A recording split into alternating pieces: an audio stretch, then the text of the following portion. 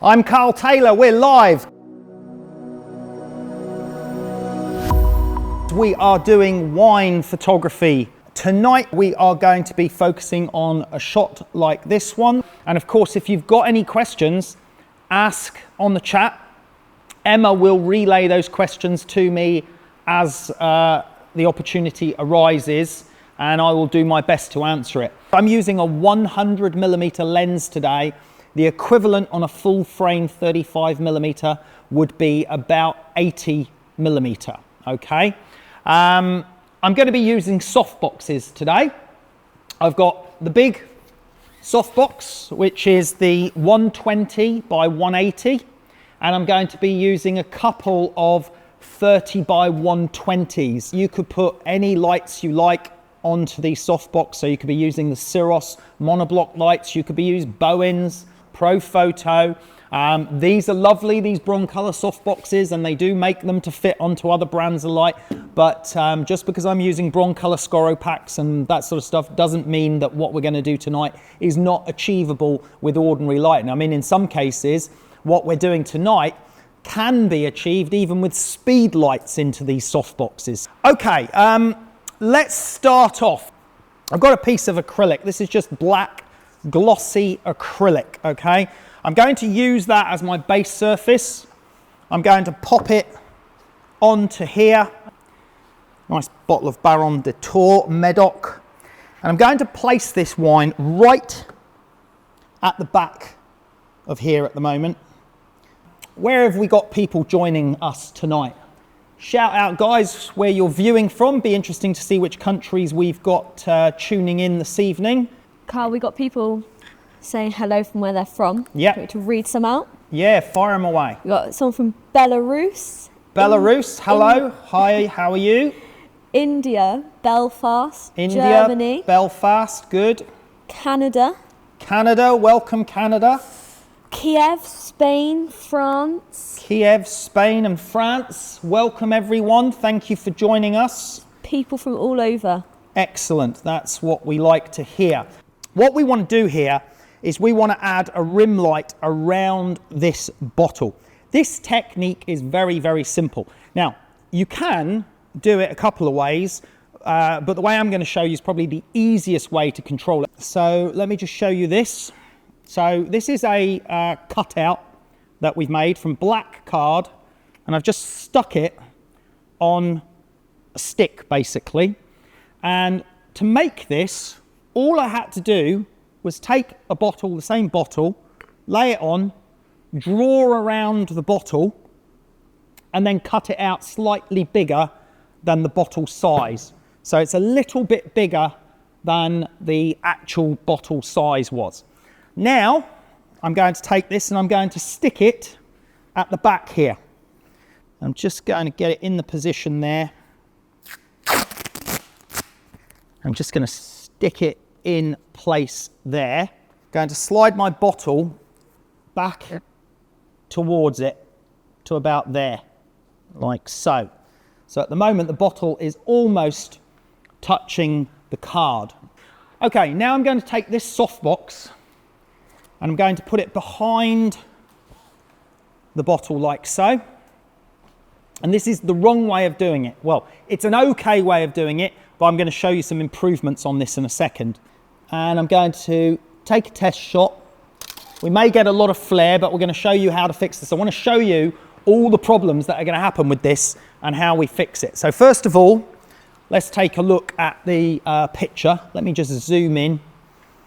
And we're going to take a look at that lighting that we've got around the edge of the bottle. So you can see here, we've got a harsh line all the way around the edge of the bottle because you've got this definitive difference between black and white here where the, basically it's where the edge of the softbox finishes. So what's happening is the softbox is finishing here and this is basically white to here and then it's black. And that's what you're seeing in the bottle. Now, if I move the softbox further back, shrinks it in size, this will shrink the size of the edge lighting around the bottle. So let's take a look on this one. We'll take a look here. And now you see we've got a thinner line of light around the edge of the bottle. So if we go between the two shots, there's the wider line of light, and then here's here's the thinner line of light. Thinner, wider, thinner, wider. And that was accomplished simply by moving the distance of the softbox away. Now, the thing is, I'm not actually a fan of the harsh change in the light there. Now, one of our members, Marco Rib, hello Marco, he actually asked on Facebook about why I prefer this or why I like it. And it's not necessarily a case of preferring it, it's a case of the ability to change it is what I like, because I can always go with this, but I'd like more control. And quite often the clients dictate how they want it, whether they want a hard, flat edge line or whether they want a slightly softer line. So it's just good to know how to do both. So let me show you what I'm going to do. I'm going to bring in a roll of scrim paper. Now, let's just take a look at the lighting now that I've put the diffusion material in. Let's take a look and see what we get. Let's have a look at that line now. Now, see how that's changed? See how dramatically that has changed? Let's just flick, let's just move that over a little bit. And let's flick between the two. That's without the diffusion material. That's with the diffusion material. Now, it's got wider, again, it's got wider, the lighting, because the spread of light has spread out across that diffuser. But if we compare it to the wider version before, look at the difference. Look at the way the light feathers away. So you've got a much more controlled, what I prefer, a more beautiful sort of style of lighting. Now let's take a look at this angle here. So you can see the softbox here, and you can see where it starts to feather. And it's that feathering here in the diffusion material that is happening in the bottle that's giving us that lovely soft glow. Now I can change the feather by simply changing the distance of the softbox from the diffusion material. So let's have a look at it when I bring this softbox in close. The softbox at the moment is this far away. The softbox is about, 60 centimeters away from the background. So for those in America, that's 1.5 feet, okay? Let's move the softbox right in close. I'm going to move the softbox into just a few inches away from the paper. So about 5 centimeters. And I'm going to do another shot. Let's look, go back to the result on screen. And let's watch the change. So let's have a look at the change in the light. So you can see it, the line has got harder. Okay, it's got harder. It's almost the same as the first shot. Let me go back to the first shot. There's the first shot, but you can see it's actually still got a softer edge to it. So you can have a wide line. You can have a hard line if you want to use it without the diffusion material. You can have a thin line if you move the softbox further back. You can have a softer wide line, or you can have a harder wide line, or you can go somewhere in between. So you can just pull the softbox back a few inches, and I'll take it to about there. So this time I'm only about 1 foot away. I'll do it again. And we'll see the result change here. And there you go. So it's really easy to adjust the look and the feel of that line around. But if you don't use the diffusion material, you're always going to have a hard edge, because you've got a hard transition from illumination to no illumination. Whereas with the diffusion material, you've got illumination to gradual to darker to darker. So that's the advantage of using the diffusion material in your lighting. So let's say that we're okay with that lighting on the bottle. Now, the thing we've got to be careful of here is flare. We are shooting light straight into the camera. So we've prepared a couple of flare flags here. We're going to just pop one brick here. And notice the bricks are black because we don't want any light bouncing off of them. And then we can simply slide these in until they're in the right positions. Okay, back in 1 mil. Just go in 1 millimeter is fine. There you go. Okay, now let's take a look at the result now. I'm going to shoot again. And let's take a look at what happens now. So now we're going to get rid of the white light, basically. So we've actually already created our, let's have a look at that. We've got our black background now, simply by bringing in the, what I call flags. So we're bringing in some flags from the front. That helps reduce the flare. And now we have the ability to turn the light up without worrying about flare. So I've got my softbox on power 5.6. If I go up a stop now, that would have caused a lot of flare directly into the camera. But now with the flags there, we'll see the highlight around the edge of the bottle get a lot stronger, as you can see here. So we've got a much, much brighter highlight compared to the first shot. There's the second one, that's a stop brighter. But we don't have any problem with flare. Now, one of the key things is if you want to make sure you get that light on the top edge of the bottle, then the height of this is important. If it goes too high, you'll stop the light hitting that edge of the bottle.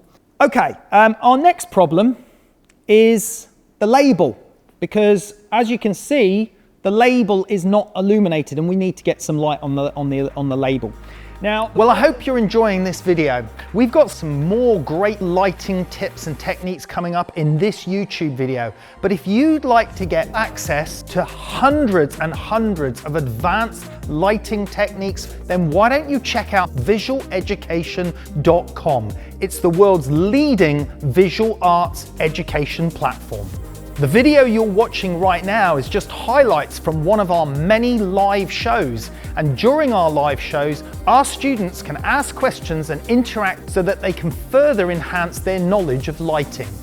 Join us at visualeducation.com. You can use a snoot, you can use really tight grids, and you can make some cutouts, or you can, possibly the cheapest way of doing it would be to make your own snoot out of black card and make a really tight snoot and wrap it around your light, say around your standard dish, make a big card snoot, make it come to a really tight point, and then you might be able to get a spot of light on the label. So I'm going to show you the professional way. I'm going to use a Pico light, and I'm bringing this Pico light into position, and I'm trying to get it to line up here, and then I'm just going to turn the softbox off a moment so I can see a little bit better, because I need to get the Pico light to hit that label. Now you can see how I'm going to get that light on the label. Now let me just show you something. I'm just going to focus. It's got a focusing attachment, and what it allows me to do is I can pull these blades in to control the shape of the light. So I can make the light shape change by adjusting these blades. But we don't want that horrible square of light. So what I'm going to do is I'm going to defocus the light.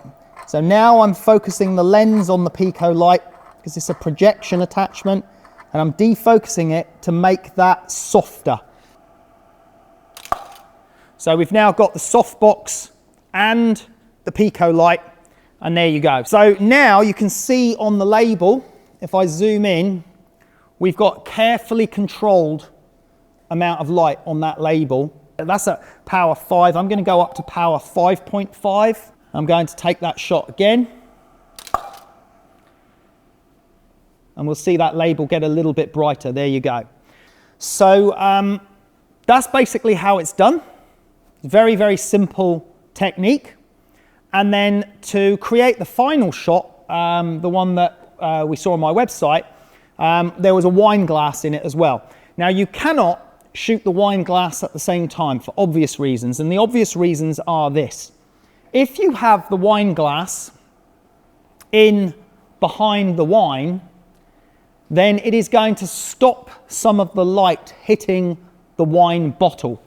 Because if we had that in behind, it's going to stop the light, the rim lighting hitting the wine bottle. So you can't actually, it's just physically impossible to do it and to keep the perfect rim light around it. Now, because they're both on black, and it's easy to sort of extend the black background out in all directions. What I do is I shoot the wine glass separately to the bottle for an easy comp together. Okay, right, let's change this out. I'm just going to move these out a second. So we're just going to take this bottle of wine away.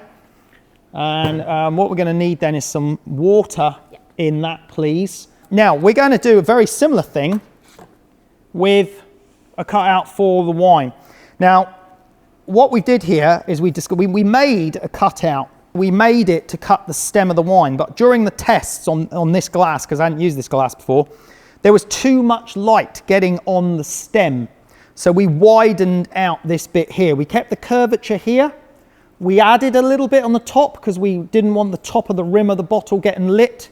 So you can modify it. You can make your cutout and then you can add bits to it and change it a little bit, which is what we've done there. And we've just stuck it on a ruler and we're now going to stick that on the back in the same place. So I'm going to stick that on. So just going to get that on here. Now, Emma's going to come in with the glass of wine, but at the moment, it's a glass of water. So she's going to position that. Now, we don't need this Pico light anymore. This is finished, so I'm taking this one away. Let's just take one without any wine in. Let's just take a shot. Now, the first thing we want to do is we're going to have a lot of flare again. Or we've got the potential for flare. I think we've got a little bit of flare coming in there. But let's look at the rim lighting around this wine glass. Look how lovely that is. Because we've got that lovely soft gradation. And we've got the line going all the way down the stem of the bottle and just a little bit of catch light on the bottom here. But when we had the stem part here, we had the card thinner, too much light was getting around the stem and it was creating too much light on the stem. So that's why we made it wider on the card at the bottom there. Now, also, we have got a little bit of light hitting the top of the ridge of the glass here. Now, we can correct that if we take just a little bit of card. Let's say you don't want that line. Just get ready to trigger the camera for me. Just trigger the camera there. So if we take that, put an extra piece of black card at the top, we'll lose the light on the top there. Right, now we've got water in there. Now we're going to add a little bit of food colouring. Now you can use wine, but the problem with wine is it's pretty much jet black on camera. So sometimes I use wine watered down and just put a little bit of wine in. But in this case, we're just going to use some food colouring that you buy for cake mixes. And we're just going to add a little bit of red food colouring into there.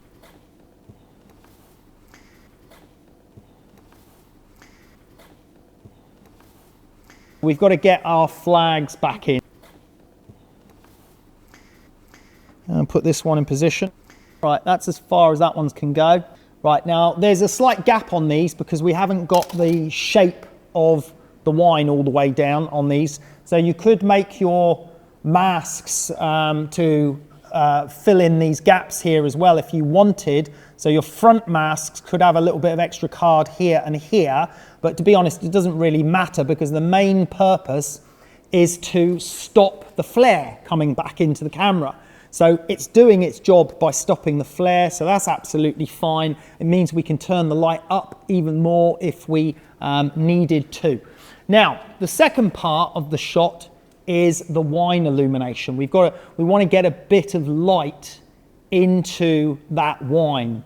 Now, the only way we're going to do that now is by increasing some light in from one side to get a glow. So we're going to add another softbox in. I'm going to slide it into position. I'm going to move that one over a little bit. I'm going to slide that into here. So that's just behind. And I'm going to ramp the power up quite high on this one.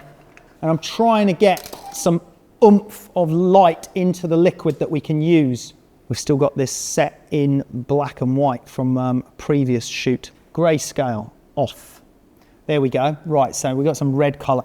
Let me just go back to the bottle shot. Let's just turn that grayscale off on that so you can just see that. So there, sorry, we were shooting in black and white mode there before, so you can now see the colour back in the label there on that one, and you can see the colour in the top of the bottle.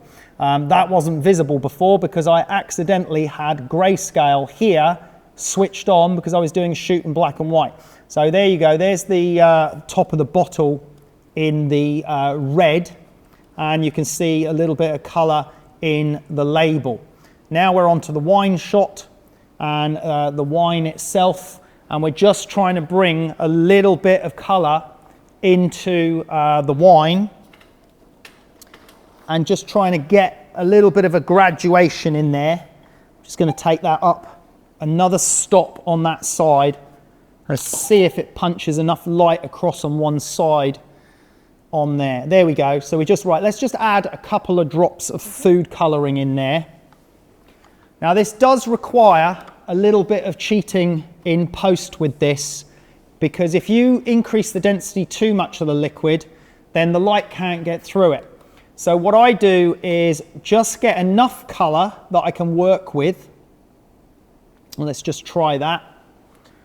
I just get enough colour that I can work with, and then I can tweak the colour afterwards. So we've got a bit of colour in here now, and I can go into my adjustment settings. So if I go into my colour correction, let me just open up the colour correction. I can select this colour.